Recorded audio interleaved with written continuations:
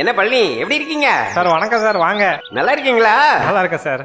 என்ன ஒரு வாரமா ஆளே காணும், ஊருக்கு எதுவும் போயிட்டீங்களோ? பையன் ஊருக்கு வந்தான் சார், அதான் லீவு. பையன் காலேஜ் படிக்கிறான்ல? ஆமா சார், இது கடைசி வருஷம். நல்லா படிக்க சொல்லுங்க, நல்லா படிக்கணும். நல்லா படிச்சு ஒரு வேலைக்கு வந்துட்டான்னு வைங்க, உங்க கஷ்டம் எல்லாம் தீர்ந்துடும், ஜம்முன்னு இருக்கலாம்.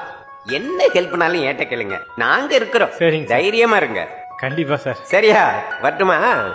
வணக்கம்மா, நல்லா இருக்கீங்களா? நீங்க? Doctor sir இருக்காருங்களா? அவர் வந்தாரு, மறுபடி போன் வந்ததுன்னு போயிட்டாரே. நீங்க? ஆமா, நீங்க மீனாட்சி தானே? ஆமா.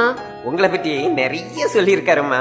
என் வீட்டுக்காரமா தான் என்னோட வெற்றிக்கு எல்லாத்துக்கும் காரணம்னு சொல்லியிருக்காரு. எந்த மீட்டிங்ல பேசினாலும் உங்களை பற்றி பெருமையா சொல்லாத நாளே கிடையாதுமா. உங்களை சந்திச்சதுல சந்தோஷமா. வாங்க, காஃபி குடிச்சிட்டு போலாம் வாங்க. பரவாயில்லம்மா, இன்னொரு நாள் சவாசமா வந்து சாப்பாடே சாப்பிட்டு போறேம்மா. சார் வந்தா சவுந்தரராஜன் வந்துட்டு போனாருன்னு சொல்லுங்கம்மா. சரிங்க. தம்பி மதுரையோ? ஆமா சார். எப்படி கண்டுபிடிச்சிங்க? பார்த்தாலே தெரியுது இல்ல, பேச பார்த்தாலும் தெரியுது, பேச்ச பார்த்தாலும் தெரியுது. ஆனா சிட்டிக்குள்ள வண்டி ஓட்டுறது இருக்கே ரொம்ப கஷ்டமான வேலைப்பா. அது ஏன் கேக்குறீங்க சார்? தம்பி என்ன படிச்சிருக்கீங்க? டிகிரி முடிச்சிருக்கேன் சார், இப்போ டெம்பரரியா டிரைவரா இருக்கேன். பரவாயில்ல தம்பி, வண்டியை பொறுமையா நல்லபடியா ஓட்டுறீங்க. பார்த்தா நல்ல குணமா தெரியுது. உங்க மனசு போல நல்ல வாழ்க்கை அமையும் தம்பி. ரொம்ப நன்றி சார், ரொம்ப நன்றி. தாத்தா, நீங்கள் எப்போ பார்த்தாலும் யாரோ கூட தடன் பேசிக்கிட்டே தான் இருப்பீங்களா? உங்கள் கூட யாரோ வந்து பேசுனாங்களா? உங்களுக்கு கொஞ்சமாவது சரியாகவே இல்லையா?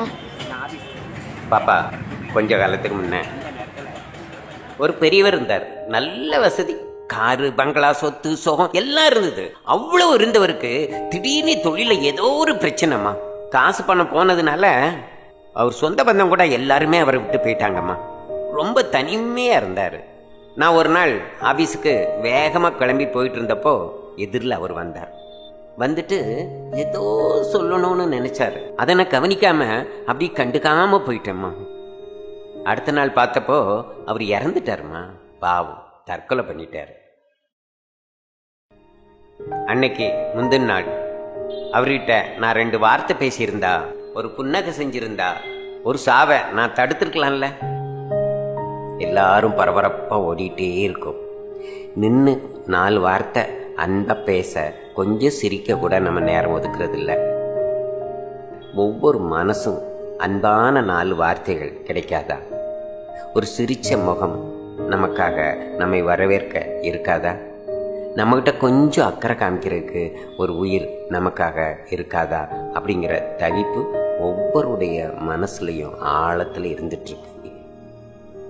நம்ம 4 நல்ல வார்த்தைகள் பேசுறது, அன்பா சிரிக்கிறது, இதெல்லாம் அந்த மனசுல எவ்வளவு பெரிய மாற்றத்தை உருவாக்கும் தெரியுமா? அவங்க வாழ்க்கையில எப்படி ஒரு மலர்ச்சியை உருவாக்கும் தெரியுமா? அந்த அன்பை மட்டும் நம்ம எல்லாருக்கும் கொடுத்தா போதும், இந்த உலகமே பொன்னுலகமா மாறிடும்.